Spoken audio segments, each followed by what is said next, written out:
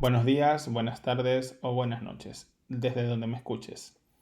Hola, soy José Gregorio, un médico venezolano y actualmente viviendo en España, apasionado de las inversiones y los bienes y raíces. Te doy la bienvenida a mi podcast llamado Médico Capitalista, un podcast creado por un médico enfocado al gremio y a todos en general, donde aprenderemos sobre inversiones y bienes y raíces para alcanzar la libertad financiera. Con cada podcast hablaremos de un tema que nos ayudará a entender y a acercarnos más a esta meta.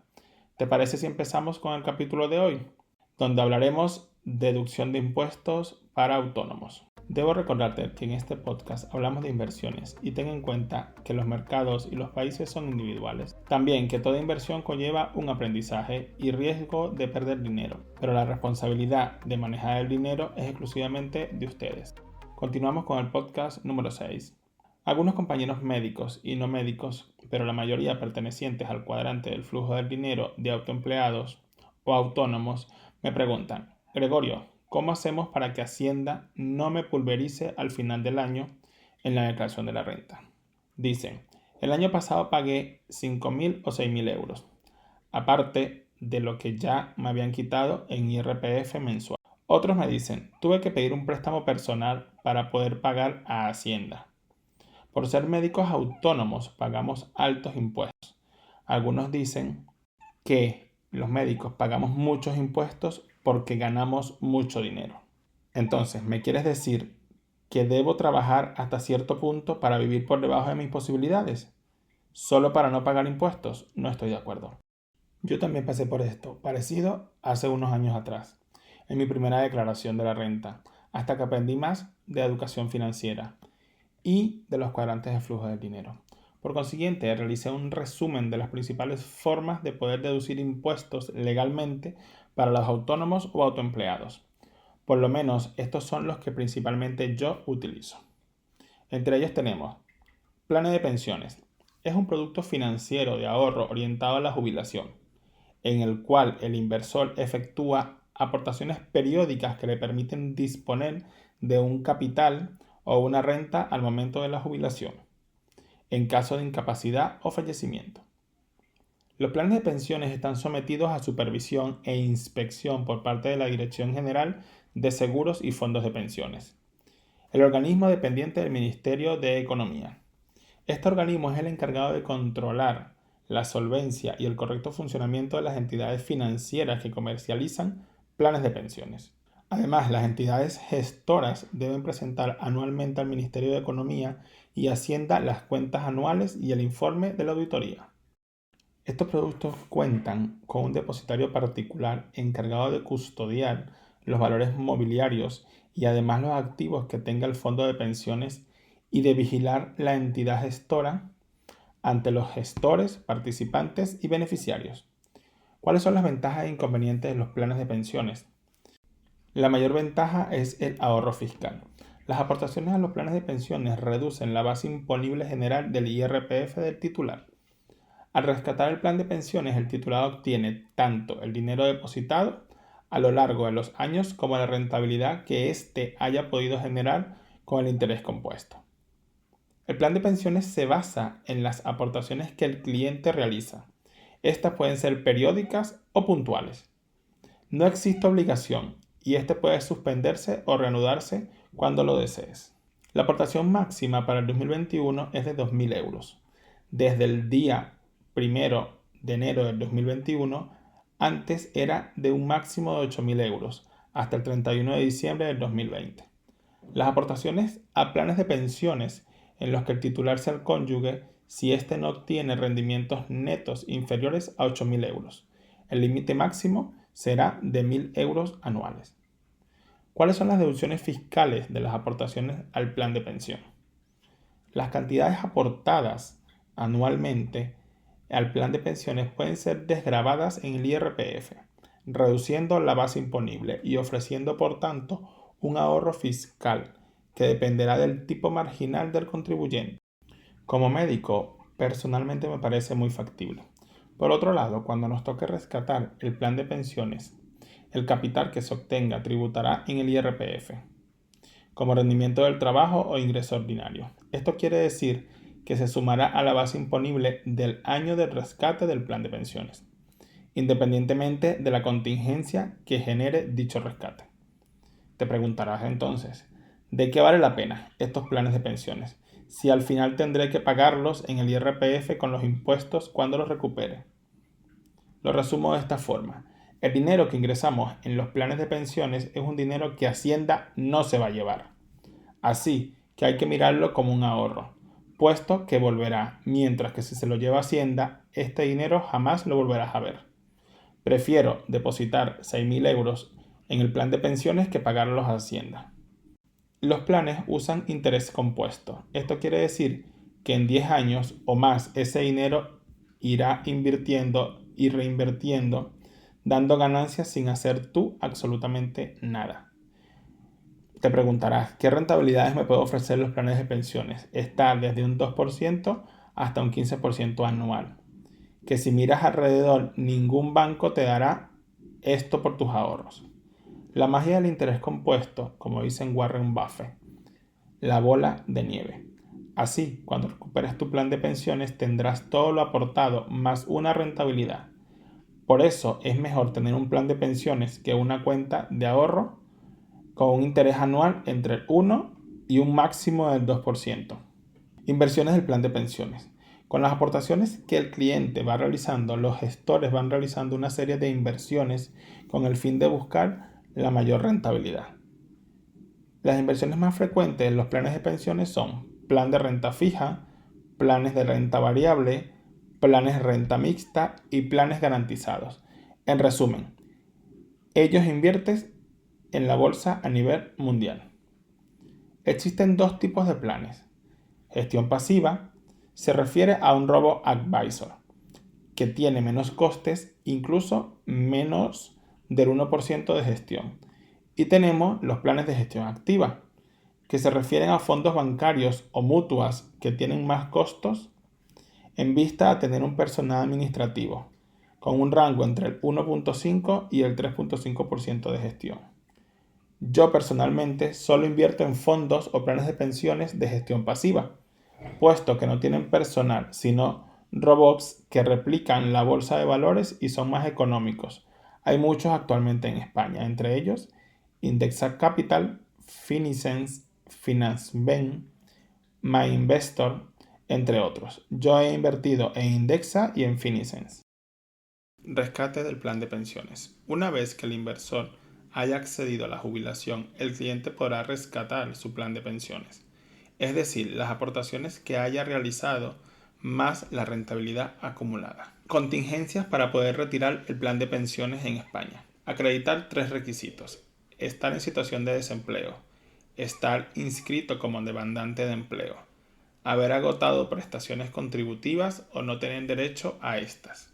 En caso de ser trabajador autónomo, se deberá haber agotado el derecho de recibir prestaciones contributivas y estar inscrito como demandante de empleo. También se puede acceder al mismo mediante incapacidad laboral permanente, dependencia severa o gran dependiente, enfermedad grave. El titular, en este caso, deberá acreditar la enfermedad.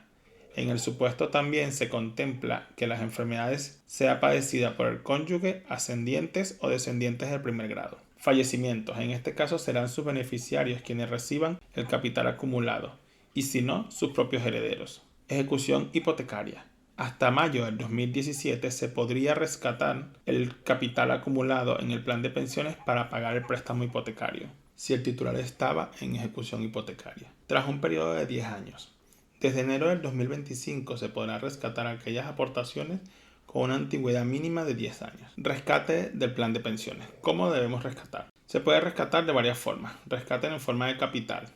Se obtiene todo el dinero acumulado en el plan, pero de esta forma se deberá pagar los impuestos asociados al rescate del plan de una vez, lo que genera un impacto fiscal elevado.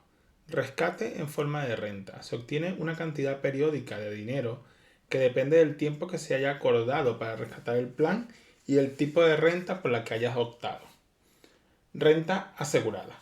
Siempre se recibirá la misma cantidad de dinero y puede ser temporales o vitalicios. Renta financiera.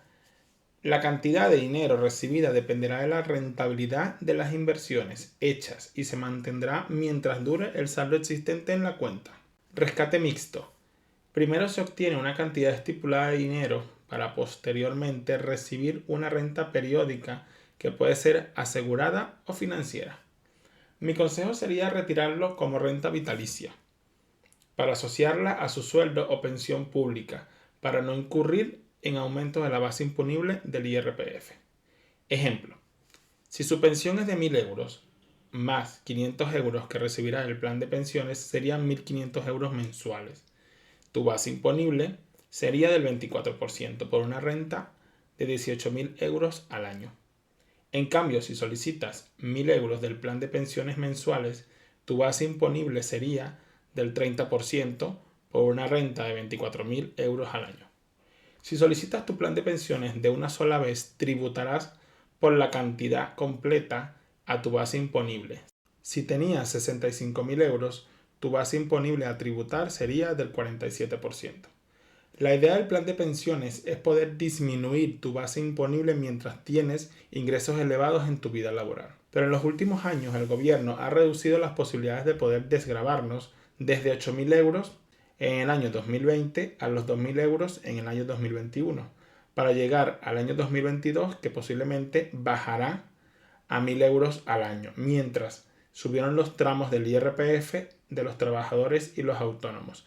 Cada día nos imponen más impuestos a la clase media.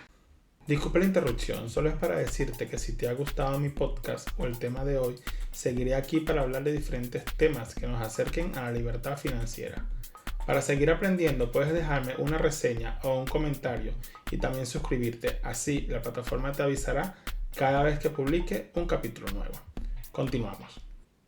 La otra forma de poder desgravarnos dinero es el renting de vehículos. Es un método usado por empresas y autónomos que tienen que usar el coche para actividades o para trasladarse en su ámbito laboral o empresarial. Es utilizado para abaratar costos y no tener que adquirir determinados bienes. Método que uso personalmente como médico autónomo, en vista de que debo trasladarme por diferentes provincias de España. ¿Qué es el renting?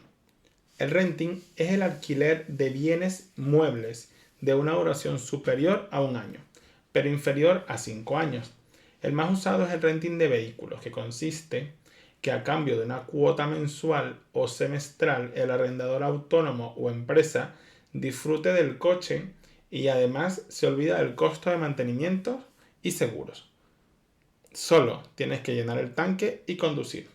Ojo, el renting de coche, la empresa arrendadora debe estipular un kilometraje anual que depende de las exigencias del arrendatario, desde 10.000 kilómetros hasta 100.000 kilómetros al año aproximadamente. Cabe mencionar que a mayor kilometraje, más costo, por eso debes valorar si es rentable o no para tus necesidades.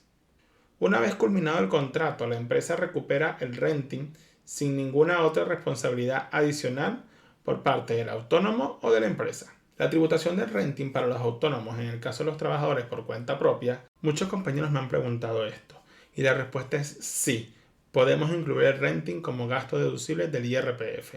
Para poder practicar en la deducción de renting como autónomo, el arrendamiento deberá estar efecto a la actividad que desarrollas. En otras palabras, habrá que justificar que el coche es para trabajar y no para cuestiones personales. Demostrar que es una inversión necesaria para la actividad empresarial. ¿Qué sucede con el IVA del renting? La respuesta es muy sencilla. La cuota mensual, el 100%, es deducible, siempre que el vehículo esté afecto a la actividad económica del autónomo o empresa. Por lo tanto, es más factible que Hacienda considere a efecto a la actividad un coche de renting que uno comprado personalmente, motivado a que el renting está pensado para autónomos y empresas. En caso de duda existente, Hacienda hará una presunción de afectación del 50%. ¿Cuáles son las ventajas del renting? Te olvidas de los gastos del vehículo, mantenimiento, revisión, ITV, seguros, gastos que correrán por la empresa que renta. Flexibilidad financiera, el margen de no tener que preocuparse por el vehículo. Deducción de IVA e IRPF. Poder imputar el gasto como autónomo, gracias a esto pagaremos menos impuestos en la declaración de la renta. Evitar costosas inversiones iniciales, evitamos los grandes desembolsos económicos. Podemos cambiar de modelo. Por último, podemos cambiar cada 3 años de coche y solicitar un modelo más nuevo, sin necesidad de tener que comprarlo, y seguiremos obteniendo todos los beneficios. Desventaja del renting. El inconveniente es que al final el coche no será tuyo. Cuando finalice el tiempo de arrendamiento, habrá que devolver el coche alquilado. En caso de los autónomos que hacen uso mixto, esto puede suponer un problema de gastos innecesarios. ¿Cuándo compensa un renting a un autónomo? La verdad no hay respuesta correcta. Dependerá de los gastos e ingresos del autónomo y del precio del bien que vayamos a alquilar y el uso de este. Nos podríamos hacer las siguientes preguntas. ¿Cuentas con el dinero para pagar el contrato o tienes que financiarlo? Si tienes que pedir un préstamo, el coste total puede dispararse. ¿Sabes cuánto cuesta el mantenimiento del vehículo? Uno de los errores más habituales es enfrentar el coste del renting al precio de compra del vehículo. En un contrato de tipo renting, la empresa se encargará de todos los gastos relacionados: impuestos, matriculación, circulación, ITV, revisión, mantenimiento, seguros, neumáticos, incluso gestión de multas. ¿Cada cuánto necesitas cambiar de coche? Si consumes muchos kilómetros el renting, podrás cambiarlo cada poco tiempo. Así, siempre llevarás un modelo nuevo, que es más difícil que sufra una avería. ¿Vas a querer quedarte con el coche? Si es así, deberías pensar en otro tipo de contrato u opción de vehículo. Ejemplo, un renting a 4 años. Una marca muy conocida, un Peugeot 308 con límite de 15.000 kilómetros al año. Un costo de 285 euros, IVA incluido sin entrada. Un total de 3.420 euros al año. Incluye asistencia 24 horas, gestión de multas, ITV, revisiones, cambio de aceite, cambio de neumático y seguro a todo riesgo. Al final de los 4 años habrás pagado 13.680 euros, deducibles al 100%. Si utilizas el coche para actividad económica referente a tu empresa o a tu dedicación como autónomo. Comprando coche al contado. Este modelo tiene un precio de salida de 21.300 euros, de los cuales debemos asumir los siguientes gastos: ITV, revisiones, cambio de aceite, cambio de neumático, seguro a todo riesgo. Comprar coche financiado. En este caso pagaríamos una entrada de 7.000 euros y financiaremos el resto a 48 meses con un interés del 5%. Al final habremos pagado por el coche 23.534 euros, además de asumir todos los gastos de ITV, revisión, cambio de aceite, cambio de neumáticos y seguro a todo riesgo. Por lo tanto, el renting te lo irás desgravando año a año e irá ahorrando en gastos asociados al coche. Y lo interesante, podrás cambiar de coche al finalizar el contrato. Muchas gracias por escuchar mi podcast. Hasta aquí el episodio de hoy. Este capítulo debió salir en diciembre, ya que muchos compañeros me preguntaron cómo hacía yo para desgravar mis impuestos siendo autónomo. Algunos me dijeron que sus gestores le alegaron que no podrían desgravarse el renting. Y mi respuesta fue: cambia de gestor. Hasta el próximo episodio del Médico Capitalista.